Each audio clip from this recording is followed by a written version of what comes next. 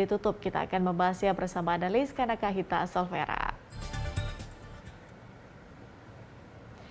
IHSG ditutup melemah di kisaran 6.100. Untuk membahas rekomendasi investasi, kita telah bersama dengan Wijen Potus, CEO dari Kanakahita Solvera. Mas Wijen, selamat sore.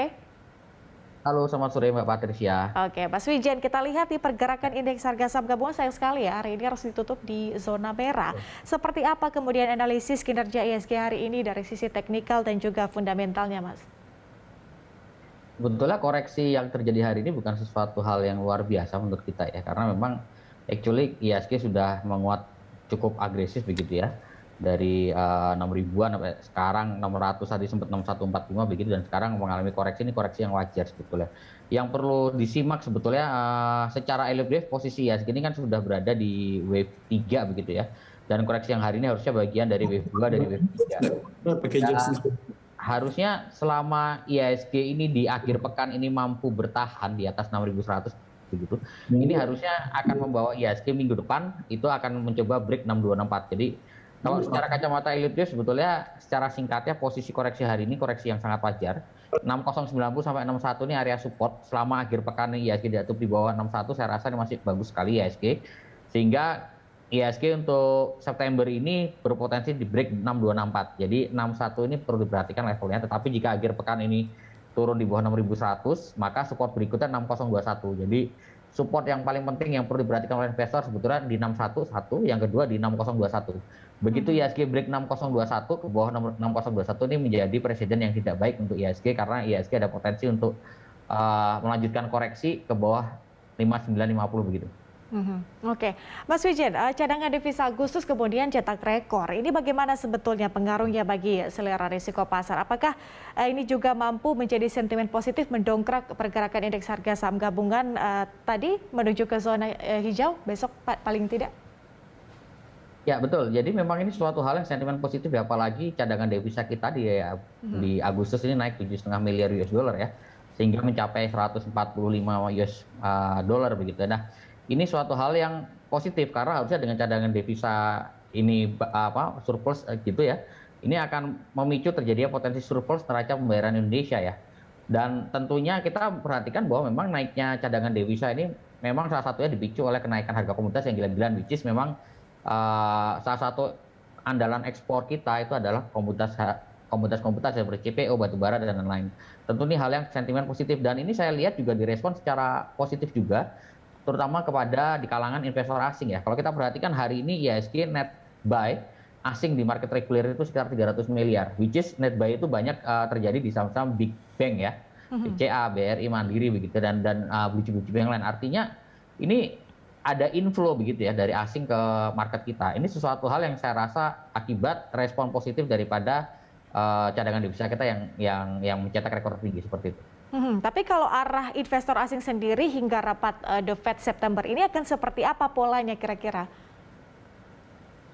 Ya sebetulnya kalau kita melihat kan memang investor mengkhawatirkan ya apakah nanti ada tapering atau tidak ya di bulan September ini. Tapi begitu kemarin data non farm payroll minggu lalu keluar begitu ya, di mana hasilnya jauh lebih buruk daripada ekspektasi pasar begitu ya. Ini tentu memberikan sedikit harapan gitu. Harapan kemungkinan besar taperingnya agak ditunda, tidak jadi tahun ini, mungkin di awal tahun depan gitu. Artinya ada harapan-harapan seperti itu.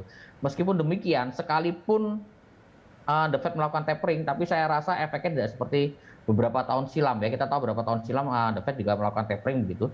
Dan saya rasa efeknya tidak akan seburuk beberapa tahun yang lalu, karena kalau kita melihat kondisi fundamental Indonesia juga satu berbeda. Yang kedua, kita perlu perhatikan bahwa dengan kasus COVID yang terus turun ya, bahkan Malaysia aja memuji kita begitu dengan penurunan COVID yang luar biasa ini. Tentunya ini menjadi sesuatu hal yang menarik ya, itu satu. Yang kedua, kita perhatikan pertumbuhan ekonomi di semester 1 kemarin juga cukup bagus ya, meskipun ada potensi di kuartal ketiga ini akan ada sedikit penurunan karena imbas daripada PPKM level 4 ya. Tapi overall yang ingin saya sampaikan adalah kondisi ekonomi Indonesia sekarang ini sudah cukup atraktif begitu ya. Jadi meskipun ada tapering, harusnya dampaknya terhadap IHSG terutama ya, itu tidak akan terlalu berdampak terlalu signifikan begitu. Dengan ekonomi yang cukup atraktif seperti yang Anda katakan, seperti Betul. apa kemudian prospek dari saham LQ45 di September ini, Mas Wijen? Kemudian sentimen apa yang kemudian harus benar-benar diperhatikan sepanjang September ini untuk saham-saham di LQ45? Oke, jadi LQ45 justru baru minggu ini terlihat menarik kalau menurut saya, apalagi terutama di drive oleh saham-saham sektor konsumer ya, seperti Unilever ya. Unilever udah menguat cukup agresif dan hari ini AMSP begitu. AMSP cukup menarik juga. Memang artinya kita melihat ada potensi pembalikan arah di saham-saham LQ45 yang beberapa bulan lalu pergerakan IHSG itu lebih didominasi oleh saham-saham second line trader, tetapi beberapa minggu terakhir kita melihat ada pergerakan movement dan inflow dari dana asing masuk ke saham-saham LQ45. Tentu ini menjadi suatu hal yang menarik karena kita tahu bahwa LQ45 inilah yang mendrive daripada IHSG ya, karena bobotnya cukup besar di situ. Jadi kita melihat LQ45 untuk September sampai akhir tahun ini menarik untuk dicermati, terutama di sektor consumer good ya. Unilever, HMSP itu karena sudah sangat-sangat oversold begitu ya, dan kita melihat secara ilmiah pun sudah berada di akhir downtrend multi years, dan juga selain itu saham-saham perbankan itu big cap ya, BRI terutama dipengaruhi oleh aksi corporate action right issue yang akan dilakukan dalam waktu dekat ini ya.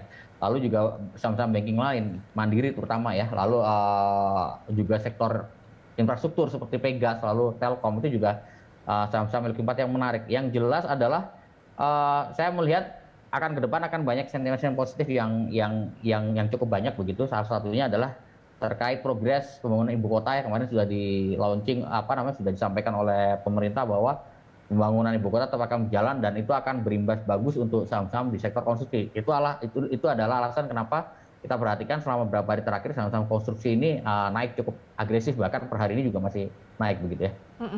Oke, dengan posisi indeks harga saham gabungan saat ini yang bergerak di kisaran level 6.000, seperti apa rekomendasi dan juga saran dari Anda, Mas Wijen, terkait dengan investor untuk skala retail? Ya, yang diperhatikan oleh investor retail adalah level IHSG di 6021. Ini support yang cukup penting, sekali lagi 6021. Selama IHSG tidak turun di bawah 6021, ini harusnya bisa menjadi momentum buat kita sebagai investor retail untuk melakukan buy on weakness begitu ya. Karena selama IHSG tidak break 6021, ini arah IHSG September masih bisa sangat mungkin sekali untuk menuju 6264 atau bahkan break daripada level itu. Dan kita tahu biasanya September, Oktober ini kan memang biasanya bulannya agak lesu. Jadi ketika September ini kita bisa achieve 6264, hampir pasti Oktober, November, Desember itu IHSG akan cenderung bullish. Jadi itu perhatikan. Selama dia break 6021, kita rekomend untuk melakukan akumulasi bullish secara bertahap, terutama di saham-saham big cap ya, big cap tapi selektif begitu. Lalu saham-saham second liner juga banyak yang saya rasa masih cukup murah dan masih berpotensi menguat cukup signifikan seperti itu. Kalau saham teknologi seperti apa, Mas Wijen, kira-kira prospeknya ke depan? Oke, untuk saham teknologi kita perhatikan memang beberapa minggu terakhir terkoreksi dan harusnya minggu ini adalah akhir dari koreksi saham teknologi, tetapi memang harus sangat-sangat selektif ya. Seperti contoh dari KHS sendiri, karena Hita Solvera, kita rekomend untuk saham teknologi itu kita terbatas pada Bukalapak begitu, lalu MTK. Nah itu dua saham ini yang kita paling rekomend ya untuk saham-saham berbasis teknologi. Oke, baik. Terakhir Mas Wijen, prediksi indeks harga saham gabungan pada besok hari akan bergerak seperti apa dan juga rekomendasi dari Anda untuk perdagangan besok? Oke, untuk besok saya lihat IHSG masih ada potensi tertekan ya, meskipun akan cenderung sideways, artinya koreksinya atau penurunannya tidak akan terlalu agresif, kurang lebih sama seperti hari ini, yang mana hari ini terkoreksi cuma minus 0,24% begitu ya. Area pergerakan IHSG itu besok saya prediksi di sekitar 6080 sampai sekitar 6140 begitu ya. Jadi cukup terbatas. Untuk saham-saham yang bisa diperhatikan, satu di sektor properti menarik, ada Pakuwon, itu menarik untuk diperhatikan. Lalu di sektor poultry ada Java, ada WMUU begitu. Lalu ada di sektor konsumer masih bisa diperhatikan di Cigarette gitu ya, seperti gudang garam. Untuk second liner bisa WIM, dan juga untuk banking masih bisa diperhatikan Mandiri, BRI. Kalau yang second liner bankingnya ada di Bank Danamon, lalu Bukopin, lalu juga ada BTPS seperti itu. Oke, artinya indeks harga saham gabungan nampaknya masih cenderung akan bergerak sideways atau tertekan gitu ya, Mas Wijen, untuk perdagangan besok. Baik, terima kasih Wijen Ponto, CEO Kanaka Hita Solvera sudah bergabung bersama kami di Closing Market.